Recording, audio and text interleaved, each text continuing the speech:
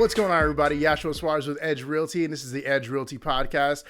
We are in the last little bit of 2024, and this is where we get to kind of do a recap on what's been happening in 2024 and what we're looking forward to do. And there's none other that I can bring into this episode other than the great Stefanie Lyles from Sente Mortgage and the Lyles Team. Stefanie, thank you so much again for being here, as always. Well, thank you, Joshua. That was a very nice welcome. I feel very honored to be here and have you want to speak to me. Oh, dude, we are honored to have you here, as always. You know what I mean? Because we utilize you and your team so much when it comes to real estate.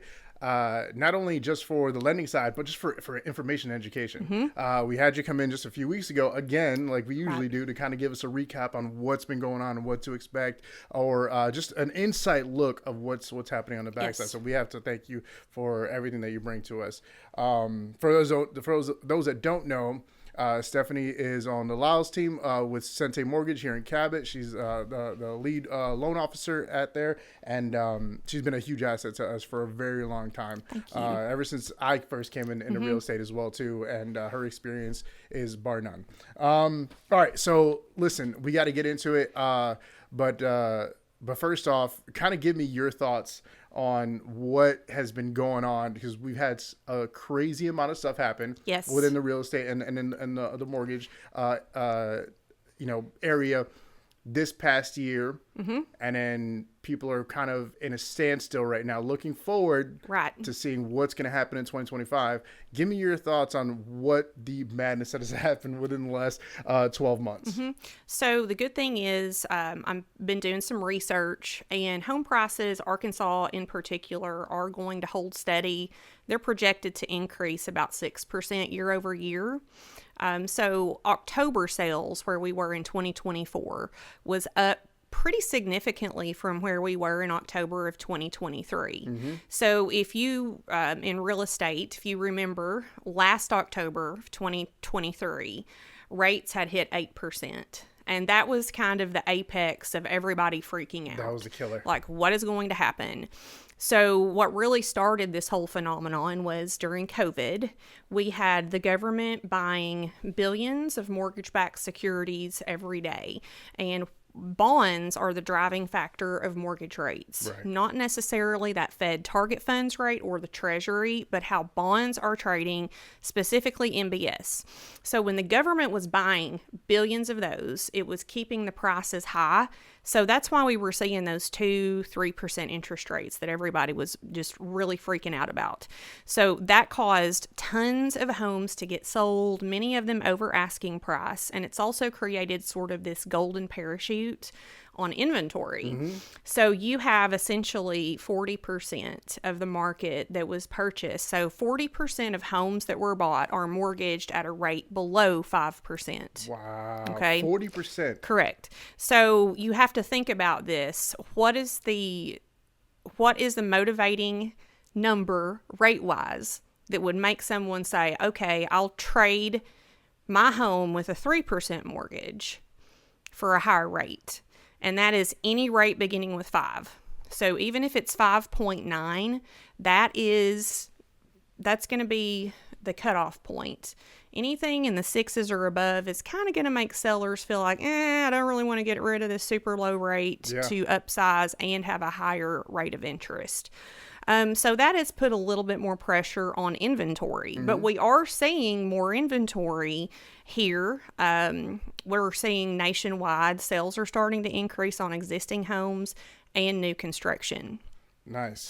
Now, the biggest question, though, is what are interest rates going to do in 2025? Right. That's the golden question. And a lot of us know that we can't predict what's going to happen in the future. We can go back and we can look at trends and we can see what's happened in the past. And usually, as most things happen, the past repeats itself. Hopefully, obviously, not like 2008, and not that we see that happening at all with all the regulations that they put in, like you said earlier, with to the 2012 regulations. But yeah, what's something that people can kind of maybe look forward to coming into 2025 and with the new election and all that type of stuff coming up? So right now, I just want to kind of preface this by, if anybody says I can tell you what rates are going to do in the future, they cannot.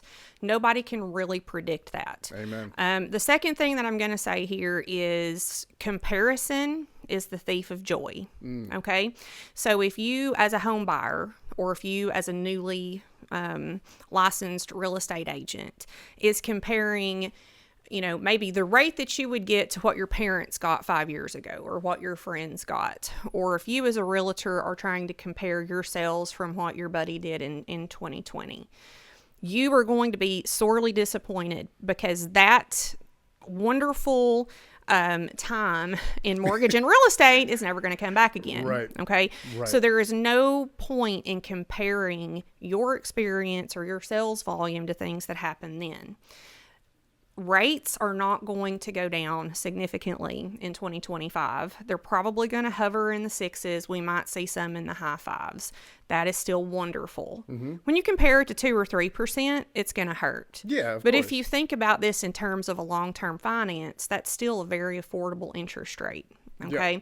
But the comparison is what is shocking people and what makes it more difficult.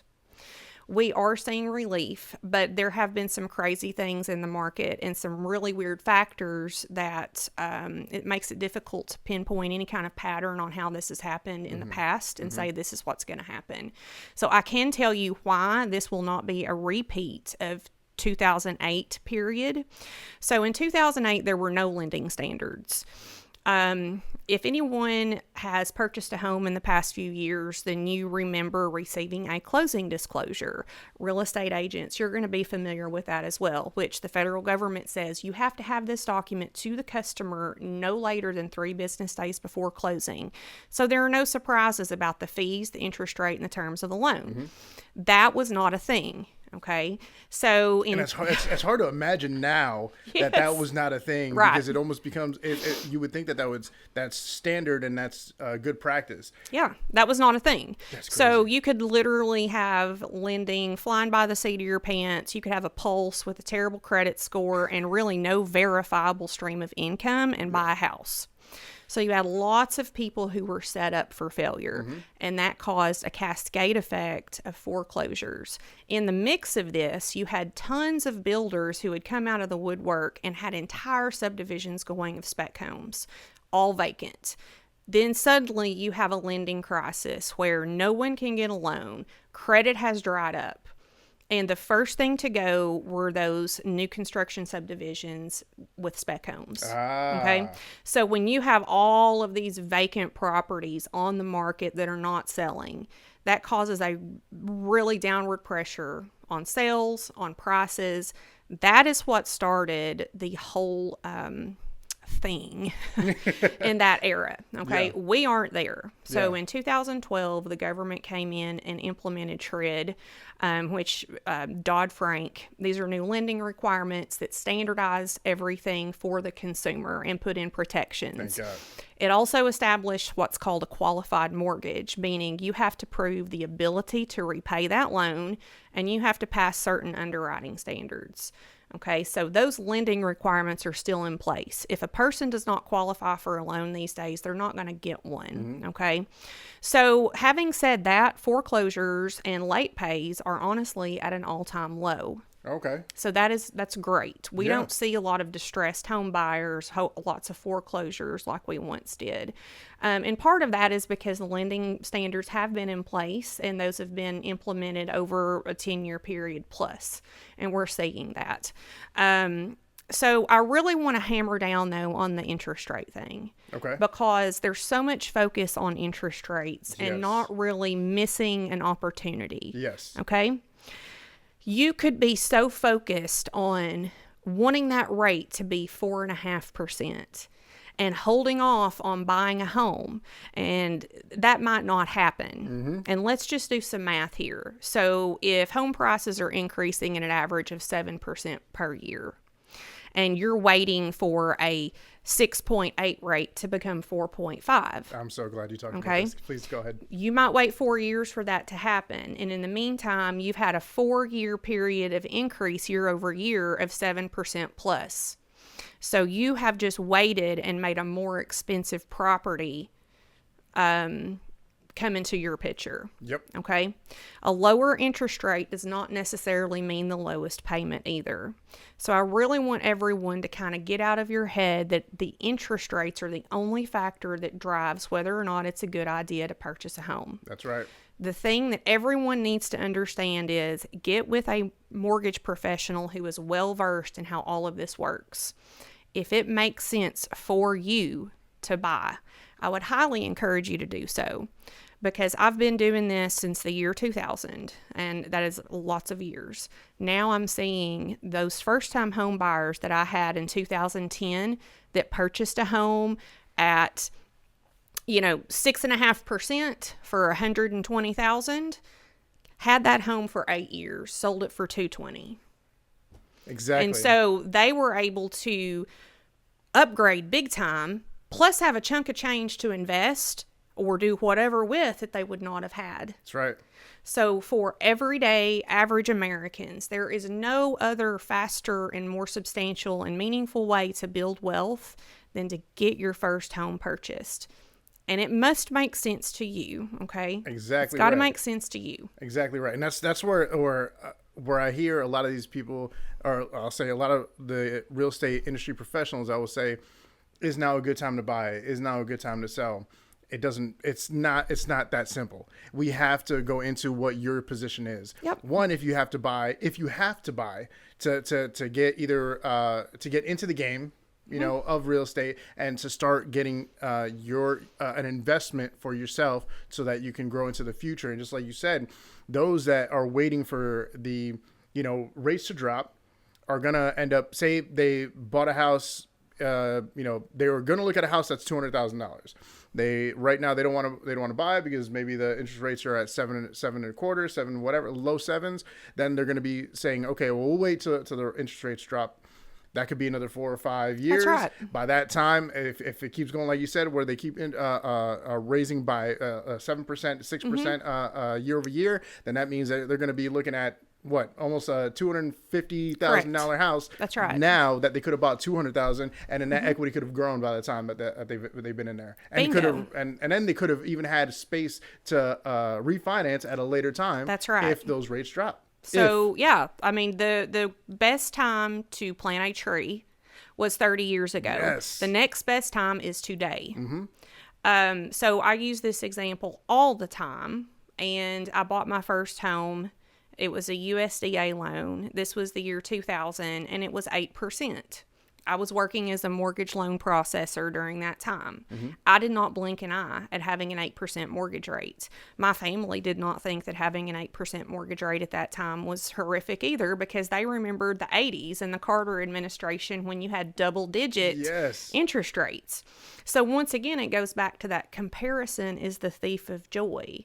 I was able to make a small profit on that house, and payment was very affordable for me at that time in my job and what I could afford. Mm-hmm. So that was not a deterrent whatsoever, because the value of that home, the equity I was able to build, and the payment was affordable to me. Yes. You have to have a place to live.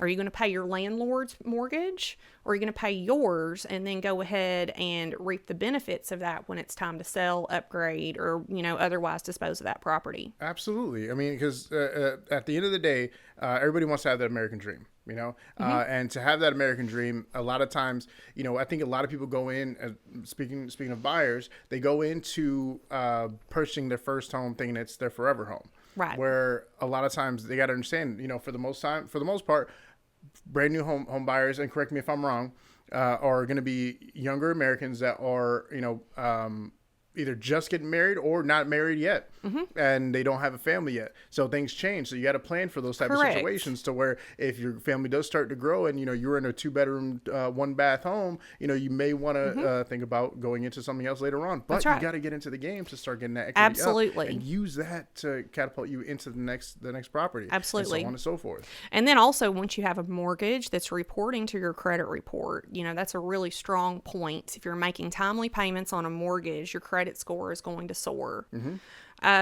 So there's lots of great options and great things in terms of being your own landlord and owning that first home. Something else that people don't really think about is, in 7 or 8 years down the road, your wages are also likely going to be higher than they are now. So you may have a big increase in your income. You may suddenly, go from being single to married. You've got a 2-income household. You may want to upgrade at some point in the future, and you would have the option to do that at that time with equity in that home. And talking about wage increases, so I believe I looked at some statistics that showed from where we are now versus in 2020, the average mortgage payment has increased about 40%. Okay. Now, wages only need to increase about 10% to afford that same payment. So let's say you were looking at a home and the mortgage payment came out to about $1,000 a month, and this was in the year 2020. And then like today, because of rate increases, insurance amounts kind of going up, you would be looking at about $1,400 for that same home. So people often think, oh, well, wages haven't increased 40%. But the way that debt to income ratios are calculated, in order to be comfortable affording that same increase on the payment, your wages only need to increase about 10% to pace up with that. Okay. All right. Because it's done off percentages. So it's kind of interesting because when you say that, like I've heard, again, this is off of social media, but I've heard contrary belief that there is a big difference between, our parents that owned a home or bought a home back in the 80s and then now to where the, I guess, younger generation is having a little bit more difficult time to be able to purchase the same type of home with the same type, or I guess either the same or different type of wages. Where they were saying, so I mean, kind of give me your thoughts on that. Like, what were those numbers? Where do you think they got those numbers from? Yeah, so like our parents' generation, obviously homes were way cheaper. Okay, like take my mom and dad as an example. They built a little starter home in 1983, and I want to say it was like 14%. And I think that maybe that home cost around $40,000 total. All right, but I know this for sure as well. My dad, who was a school teacher at that time, was making less than $20,000 per year. And my mom was making even less than that. So, yes, historically, home prices were way lower in the 80s or during our parents' generation, but they made a heck of a lot less than we earn today. Yeah. And you can take a look at that. And it's just like anything else over time. No one goes from being, first-time home buyer to having several million in net worth overnight. Absolutely right. Okay, you have to start somewhere. So our parents, they had a mortgage. They were staring at a double-digit interest rate all day long, and they ended up doing okay. So it all goes back to, what can you afford? Is this comfortable for you?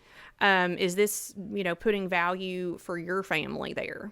Absolutely right. Absolutely right. And I think that's where, man, I love the fact that you said that the comparison is a thief of joy. It is. And it really is. And that's in all aspects. It is. And but for this case, it's absolutely true as well too. Yes. And any investor, any person that has purchased a home and has gotten into say if they do get into their forever home and they start building a home, they will all tell you, man, I just wish I started a little bit earlier. Correct. I wish I started a little bit earlier, because then I probably would have gotten here quicker. That's or I right. would have had more to invest into what I have now. That's right. And I think that's absolutely correct. And I tell this to everybody: you just got to get in the game. You do. Get in the game. Obviously, make a smart, calculated decision.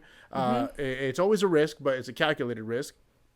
And then that's where having that team around you and to be able to mitigate those risks as much as possible for you. And then just getting into the game. That's really the biggest thing, in my opinion. And you have to have a team around you, a real estate agent that understands what you're looking for, communicates easily with you, also with your mortgage representative. Everybody has to be kind of on the same team. Oh, yeah. And the way I try to give guidance, especially to my first-time home buyers, is, I've got kids that are now in their 20s. Would I advise this to my own child? Yes. Do I think that this would be a great move for this young person starting off in life? Yes. And I try to give my perspective in that way, because if this is the same advice that I would relay to one of my own children, then I know that's going to apply equally to everyone. There are cases also that maybe it's just the numbers aren't working. It's going to put this person at the very top of their budget. They're going to have very little left over. In cases like that, I'm like, hey, this may not be a comfortable decision for you. This might be a little bit overextending. You have to have people in your corner that are working within your means, and then also what your personal goals are. Most definitely. What would you say for those like first-time home buyers to be, I guess, for lack of better terms, to be more realistic whenever it comes to what they're looking for and getting into the game? So I think the first thing that's very important is to establish a budget. And do that with a mortgage lender, because they can pull everything, look specific at your credit, look at your income, look at what assets you have available, and then say, look, this is the top of the price range that you qualify for. Here is kind of the low end of the price range that you're seeking based off what you feel like you can afford each month, because what you can afford on paper might be a little bit more than someone's comfortable paying in real life. Yes. And once you have a budget established that correlates with that program, the loan program that you're doing, and the monthly payment, then your real estate agent can kind of say, hey, these are the properties that are going to fit your budget within that monthly payment. So doing it that way prevents a lot of anxiety. It prevents you looking at homes that are more expensive than you can afford, which is going to cause a great deal of disappointment. Once again, comparison is the thief of joy. Yes. So you have to set out and do this based on your own terms and specific to your own personal situation. And I know it's very difficult. Sometimes I've had young people, especially, and their parents are heavily involved in the home buying process. I encourage that. That's a great thing. But where that can kind of go wrong is, I'll talk to the realtor, and maybe they went out to look at some properties, and the young couple was just in love with the home, but then you got mom and dad over here saying, we ain't paying this for this house, and because they don't really understand this market. Yes. And so they're coming at it from a spirit of wanting to protect their kids, but it's not realistic. Correct. Because they're still expecting everything to be priced as if it's 2015 or earlier than that, and that's just not the case. And not even that. It could literally be that they aren't in that market either. They could literally be like 2 markets away, right? And that market could be completely different to what this market is right here. That's right. But that does not mean that prospective home buyer is making a bad decision or getting ripped off or getting in over their head. It's not what that means. And having seen this over a period of 25 years and the pattern in our local market, plus the repeat home buyers that I've got to work with, it is crucial that you're looking at your individual situation for you, not what everybody else is doing, but what makes sense for you, and really sticking to that plan. Absolutely. And that's again, the biggest thing. And I think, why do you think, I know I'm kind of going off chart here, but like, why do you think people hesitate on that part right there, is to look into their own situation and get the help to look into their own situation? I think a lot of it is media. Of course, we just got through the election. There was a lot of tension and a lot of very heated arguments one way or the other, because extreme opinions are always going to be what generates the most engagement. And that's just the reality of it. So if you have a hot take that is very inflammatory one way or the other, that's really what's going to get pushed. So bad news sells. Unfortunately, okay? Yep. Bad news sells. So I would encourage everyone to look at the information yourself. If it makes sense, do it.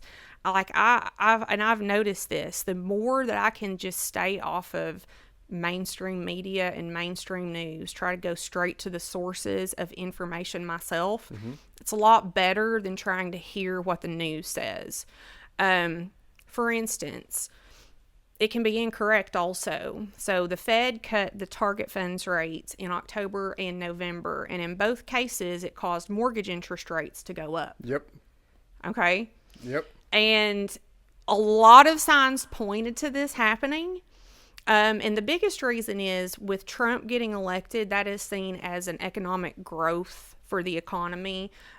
So a lot of investors stopped putting their money into bonds and went hardcore into stocks because they're like, hey, stocks are going to be rallying. So that pulling back of buying mortgage-backed securities in bonds caused bond prices to go down, and then interest rates went up. So it's going to take a little bit for the market to kind of adjust to all these external factors. And one of the biggest things right now is unemployment. So Friday, the jobs and non-farm payrolls report came in and showed that unemployment has actually ticked up a tad. The October numbers were revised, and it was a little bit worse than actual. Oh. And so that caused rates to go down a little bit. Okay. So just like the Fed has been saying for 3 years, all of the moves in the economy and in the rate market are going to be data dependent. If we see an increase in unemployment or a decline in jobs, we may have rates that go a little bit lower for however, small of period of time. But with Trump being in office and, seeing that as a sign of economic expansion, that's probably unlikely. Yeah. So we see little pockets of improvement in rates there. So it's crazy how all these outside factors kind of affect it when it comes to it, in a negative way or a positive way. And even with something like where unemployment, which is a negative thing, can go up. And it can affect the rates in a positive way, which that's obviously we wish that doesn't happen as far as unemployment going up or any more than it already has. And it was just like a tick. It was it was like a 100%, but still. Yeah. When we're talking about nationwide, it starts getting everybody. The first thing that what the media will do is they'll say, "Oh, it's gone up." Yeah. They don't say how much, but they'll say it's gone up. Right. So all right. So let's switch gears a little bit. I want, because whenever you guys come in and you guys talk to us during our meetings, you always give great information, but you also give some sort of motivation to our agents as well too. For those that may be struggling right now in the fourth quarter of 2024 and have not such a great outlook on 2025 as it comes closer, maybe for specific situations, what would you tell that agent? You have to focus on what you can do. Okay. So never stop your momentum. And one of the reasons that our group had a strong 2024 is because we did not stop for 1 second what we were doing in 2023. We continued our marketing. We continued reaching out to clients, having meetings, trying to really expand and educate other people. So we knew the market was in a decline a little bit. Housing was kind of cooling as far as many home sales out there, but we're like, hey, we're not going to stop this. We're going to keep on marketing. And then 2024, we saw an increase about 25%. Okay. So when you focus on what you can control and what your value is, you're not really focusing on the external factors that are beyond your control. You're just saying, I'm showing up every day. I'm putting in the work and I'm here. And doing that consistently is what is going to lead to great results to you as an individual. I cannot control what the Fed does. I cannot control the interest rate market. And that's like what I do. That's my bread and butter. Mortgages and interest rates are really the driving factor of my entire professional life. It makes sense, yeah. Yeah. So, and that is the thing that I cannot control.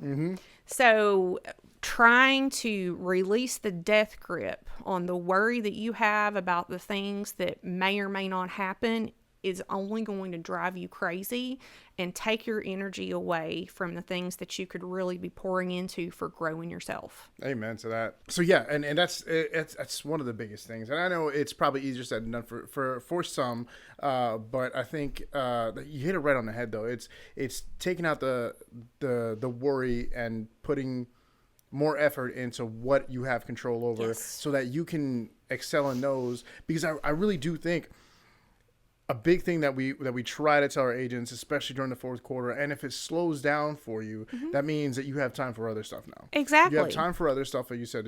Double down on your marketing. That's right. Double down on your processes. Educate yourself even more, and then start reaching out. Yes. don't get in your head, because I've been there, okay? I've been consumed with anxiety and worry of an uncertain market. Ditto. Okay, so I was pregnant with my second child in 2008. Ooh. I was on bed rest, and I turned on the news one day, laying in bed to watch Lehman Brothers fall. All right? And I'm, working. Did you just go ahead and go in labor right there? I called my boss, and I was like, am I going to have a job after I'm off maternity leave? Yeah. And this was when I was working for a small state bank in Central Arkansas. I was working for the mortgage division there, and my amazing boss, she was like, yeah, you're going to have a job. Of course, she'd been in mortgage since the 70s, and she'd seen a lot of things that I had not seen. And she's like, things happen. You're still going to have a job. Okay, so that was the scariest time for me, because we went from throwing loans at people to nobody can get a loan, plus prices are plummeting. Okay, and it was just super horrifying as a mortgage professional, as a real estate professional. So I just want to let everybody know it's been worse, and you can get through this. So pour into yourself and find your value and really promote that if you find yourself in a slower time. And remember, the housing market is seasonal. Even when it's the busiest that it's ever been, we're still going to have slower times during certain seasons. Absolutely and don't right. forget that. Yeah. I try to remind my team, I'm like, well, it is Christmas. We're not going to have as many people wanting to do business right this second. And that's normal, guys. Okay. Exactly. Yeah. And kind of getting to know it. And I think it's funny, the same thing that happened with buyers of getting, I guess, the best way to explain it is spoiled throughout that time when we had 2%, 3%, 4% interest rates. The same thing is kind of going on with the realtors that came in during the COVID, right? Called the COVID realtors or the COVID babies, right? But I think even, and it's not all of them. Obviously, some of them did find a lot of success in it, and then took that onto the next level, right? But I think a lot of them kind of got caught up in that. Oh, like I don't even have to go out there and look for these leads. I don't have to go out there and look for these clients. They're coming to me left and right. They're just literally falling in my lap. I think now, within the past year, we've seen a lot of people transition either into another area of real estate or another area in life in general and completely out of real estate. And it's been very interesting to kind of see. I came in before COVID.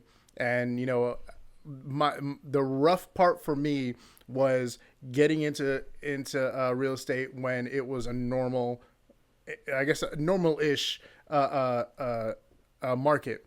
And then, having that rough time to start off for like the first year and a half, 2 years, and then going into COVID, and where I ended up kind of utilizing everything that I learned, everything that I went through those first 2 years, and kind of pushing that forward into COVID, which helped me out a lot. I mean, I'll be honest with you. Yes, it was easier to get leads and to get clients and to help people and get listings or to sell listings.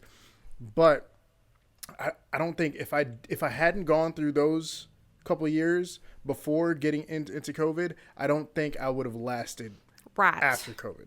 Yes. I think I would have been in that state of mind where I was like, I would have been, oh my gosh, like, why is this getting harder? Like, it's not like it used to be. Oh, rates are going up. Yeah. And then I definitely would have got in my own head and started thinking about the stuff that I can't control. Totally can. And so I think the transition of going from normal-ish market where it was a good market, but it was just a normal market going into a crazy market, and now kind of back normalizing to where it's even slower than it was before COVID. I think it's kind of refreshing because it makes me want to go ahead and say, okay, got to grind, got to get back to what I was doing before at that point in time where I wasn't. I was grinding during COVID, but it was more of a go because we had stuff happening, transactions happening, this is that, where now it's back to the grind from where it was before, I guess still kind of doing that during COVID, but now ramping it back up again. And I think that, the consistency, so the agents that are really going to continue to be in it for the long term are the ones that are adaptable and use their knowledge and continue to learn. Those are the ones that are going to have a great and long-standing real estate career. Yes, being a student at all times. Yeah, absolutely. Everything changes daily, and that's great. We can always have something new to shake us up and be exciting. And also, there have been a lot of agents who've left the sales force, and that's a good thing for those of you who are still licensed because your unique abilities are going to be easier to market and stand out easier. So during COVID, it was a lot easier to get maybe an out-of-state buyer that just wanted to buy this house. And, it's basically a done deal with little effort. Yep. So now your expertise is really going to be a driving factor in how you compete in the marketplace. Absolutely right. Absolutely. And I think it's kind of showed us all now what it really takes to kind of be to be a real estate agent. Because again, we got spoiled with those times. Now we're getting into a time where it's getting normal-ish. So we have to really kind of get back into it, and we got to show our worth. We got to show our worth, especially with all the things that have happened within the last couple of years within the real estate industry, as far as, with the NAR and the settlements and, all the backlash that's come from that. I think, like you said, those that can adapt are the ones that are going to be able to catapult forward. Yes. Because I don't know about you, and I don't know about anybody else out there. I know you're this way, where you can find the roadblock, or you can find the obstacle that comes in the course, and you're like, okay, all right, let's sit back and see and stand back and analyze this and see what it is that we have to do to either blow this up and get this out of our way, or we can move around it and then keep moving forward. Exactly. Because there's no other way, and that's one thing I love about this industry is that it's never the same thing. It's always something different that we can always learn from. We can keep learning. I love being a student, even though I didn't like school that much back in the day, but I love being a student. If it's something that I'm interested in, I would be very interested, and I would go down the rabbit hole finding out more about it. And I think that's the way you have to be in this industry, because if you're thinking that you know everything about real estate at this point in time, or 5 years ago, whatever it is, you're going to get left behind. You're going to get left behind. And also realizing, markets are going to be different. Like, we're a much different market than Austin, Texas, or Los Angeles, or San Francisco, Orlando. So I know some of the more rural southern states get a lot of heat and hate for being, lower on the end of wages and things like that. But we also are one of the most affordable areas in the nation that you can buy a home. So things like that are really attracting more investor clients. We've had way more out-of-state investors that have bought real estate in the southern states in the past 3 years. And we have noticed, I personally have had many clients who've relocated to Arkansas from other states. Yes. Simply because of the affordability. And they did research, like, where do I want to live? Where am I going to get the biggest bang for my income? Exactly. And it's funny you say that, because like whenever we share things on social media as far as having a listing or anything like that, and we show the price, I can't tell you how many times I've had people that we've known from the Air Force that are stationed all around the country, all over the world, and then even family back home. I'm originally from Connecticut, and all of them say, oh my God, that here would be worth like 3 times more. Yes. And I'm just like, that's well, I have a colleague in Charleston, South Carolina, and I was looking at a listing that had been shared on social media. It was $780,000 for this property in Charleston, and it was the size of this room. I mean, no joke. It was like 800 square feet. Jeez. Yes. So, I understand that that's Charleston. Yeah. Okay? We get it. It's location. Yeah. Right. That market. Yeah. But still, when you look at it from that sort of perspective, you buy 4 of those in this market for that exact same property. For sure. And a lot of people with remote working, so it doesn't really matter these days where you physically live. If you work remotely for a company, your wages are going to be the same. So we've had a lot of people that have moved in from other places in the U.S. said, hey, I'm locked in on this job. I can work remotely from anywhere, but this is where I want to be simply because the affordability and the great things that this state has to offer. Yeah. And it's been crazy, like being able to see that from the outside. And I think that's why like a big trend that was happening on social media was this is what you can get for $500,000 in Texas, or this is what you can get for $500,000 in Alabama. I saw a lot of those on TikTok. I saw a lot of those blowing up on there. Oh yeah. And I think those were cool because then you started seeing like, dang. So like then you start seeing the comments of like, oh my God, here that would have been worth like 2.5 million, or we're talking about California specifically. And once again, like the really extreme pieces of news is what sells. Yeah. Okay. So you're going to obviously see the most obnoxious, overly priced properties that are out there. Yeah. But it's not like that everywhere. Exactly. Let's go back into kind of giving some tips to our buyers, right? So for our buyers, what is something you would recommend if somebody is now preparing to think about purchasing in 2025? Okay. Or even just in the near future. Let's say that, because some tactics take a little bit longer than others. Give me 3 of the top things that you would recommend somebody to start doing now to get ready to purchase a home in 2025. Go ahead and get with a mortgage lender and have them run a pre-qual for you. The reason why is you may think, hey, I have a 700 credit score according to Credit Karma. If you're a younger person or newly established credit, that may not be the case. So it's really important to know that the information you're seeing is also what a lender is going to see. And if there's any discrepancy, you can address that now. The second thing is really try to rein in on your spending, okay? So the more assets that you can show that you have in your savings or in your checking is going to help you. Doesn't mean that you have to spend it. Let's define an asset, because I think a lot of people have misconceptions of what assets are. An asset's going to be anything, checking account, savings account, whatever you have in your 401k, or a piece of property, equity that you have in a property. Okay. So what we see is a lot of people decide spur of the moment, hey, maybe we should go look at houses. And then they've spent all of their money that they've had coming in the past 60 days and really don't have any reserves. Reserves means you've got some money left in your account at the end of the month and you're not depleting that each month. So let's say that you are doing a loan program, VA. You don't have to have a down payment, and let's say the seller is paying all of your closing costs.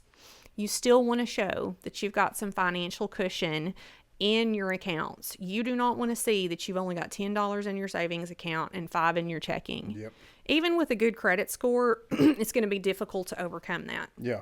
So a couple months before you know you're going to start looking at homes, try to rein in the extra spending, eating out, just the mindless stuff on Amazon. Just really try to say, hey, I'm going to make a point to put back as much as I can for the next 60 days to really beef up my reserves.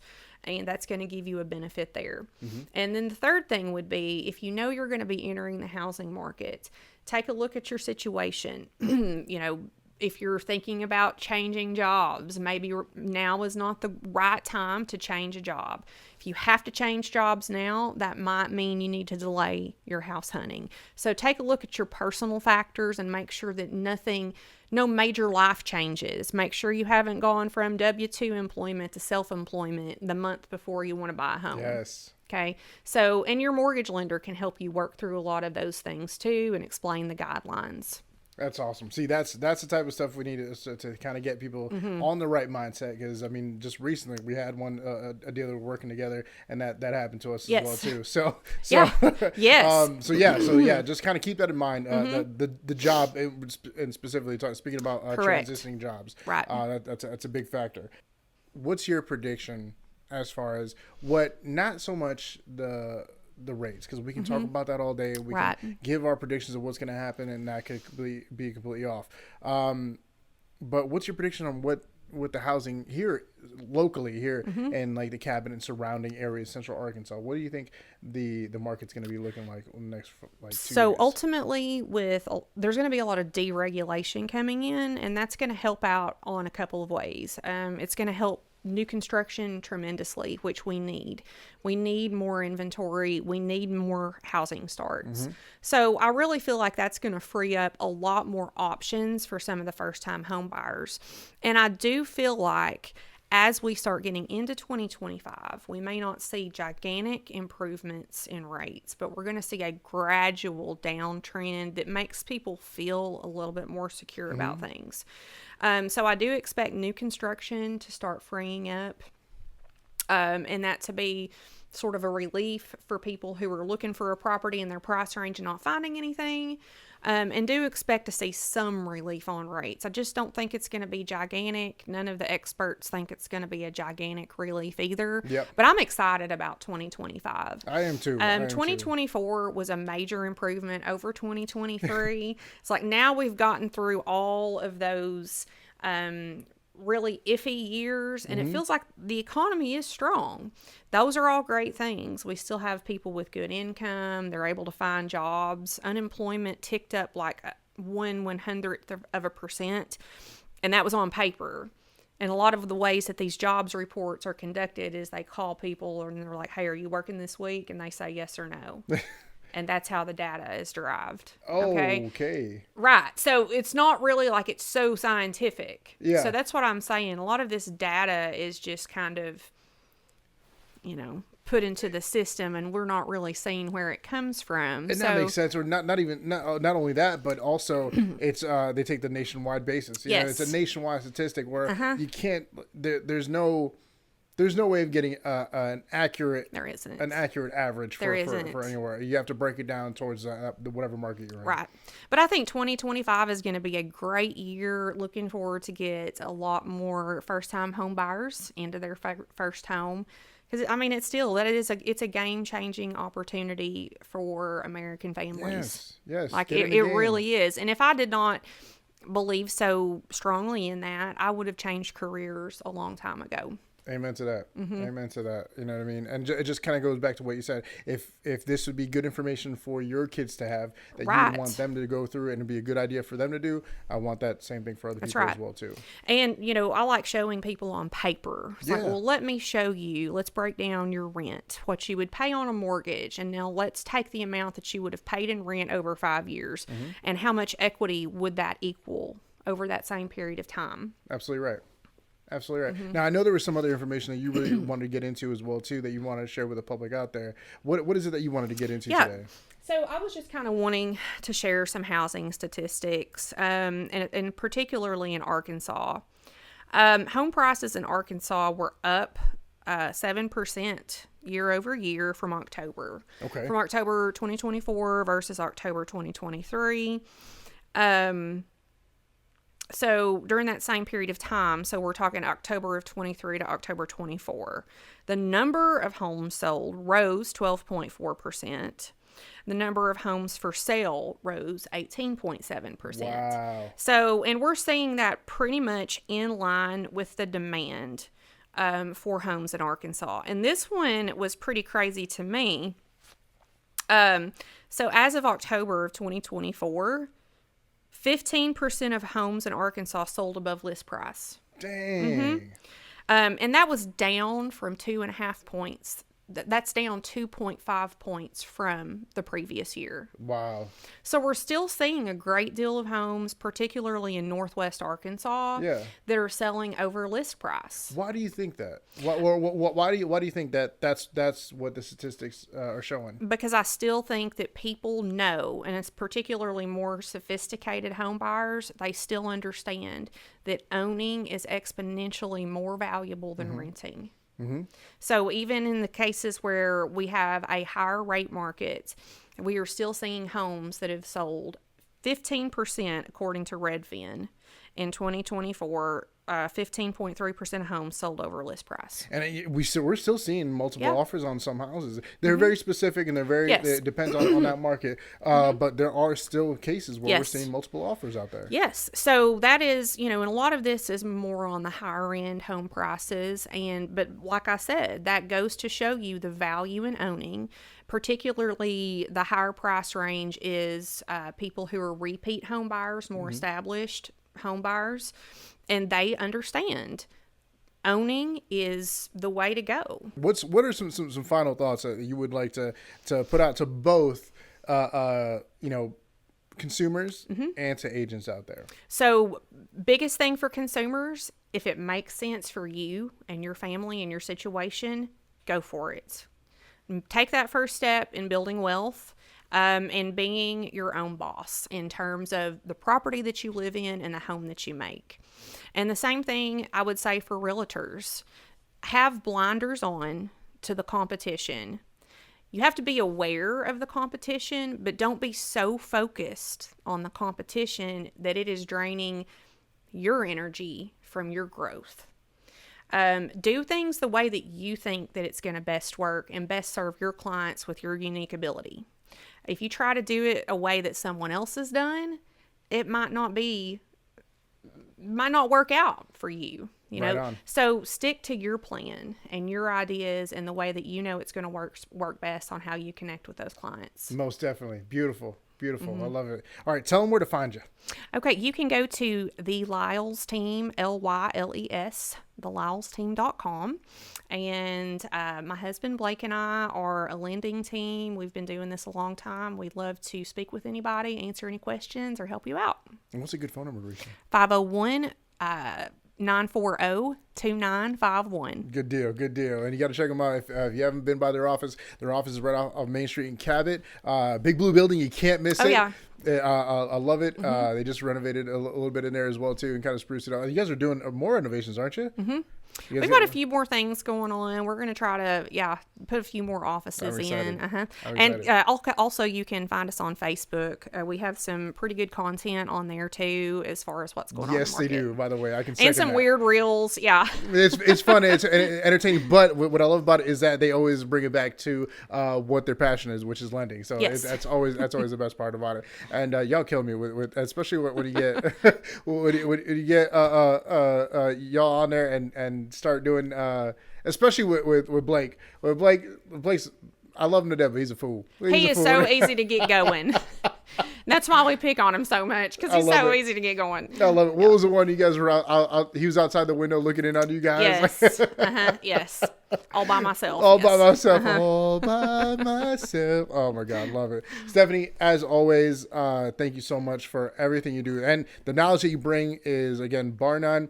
And if you guys need more information on things like this, if you guys think that this information was great, you think that somebody else could utilize this, by all means share it with them. And if you guys need to get in contact with Stefanie, reach out to her and the team, and Blake as well too, over at the Lyles Team at Sente Mortgage. And if for any of your mortgage needs, by all means check them out. Refinancing, and also, are you guys doing HELOCs? Oh, yeah. We have a new digital HELOC. Ooh, check out that as well, too. We're going to talk about that. Okay. Yes, check them out. And if there's anything, what do you guys think about this podcast? What about the content? What are your thoughts on what's happened in 2024? What's going to happen in 2025? Put it in the comments below. We'd love to hear you. And if you have any questions, by all means, we're here for you as always. As we wrap up 2024, going into 2025, if we don't see you before then, Merry Christmas, Happy New Year, and we'll see you on the next one. Until next time, my name is Joshua Suarez. This is the Edge Realty Podcast, and we love you all. Take care. Hey, thank you so much for tuning into today's episode of the Edge Realty Podcast. We hope you found the insights valuable and enjoyed the discussion. If you did, we'd love for you to help us spread the word. Please share this episode with friends, family, and anyone you think might benefit from our content. Your support helps us reach more people and continue bringing you the best real estate insights. Don't forget to engage with us on social media. Follow us on Facebook, Instagram, TikTok, and YouTube to stay updated with our latest episode, behind the scenes content, and more. We love hearing from you, so drop a comment, ask a question, or share your thoughts on what topics you'd like for us to cover on future episodes. And if you haven't already, make sure to subscribe to our podcast, which is now on Spotify, Apple Podcasts, YouTube, and Amazon Music, so you never miss an episode. Thanks for listening and watching. We'll see you next time on the Edge Realty Podcast, where we're dedicated to helping you navigate the world of real estate with confidence and success. Until then, take care and happy house hunting.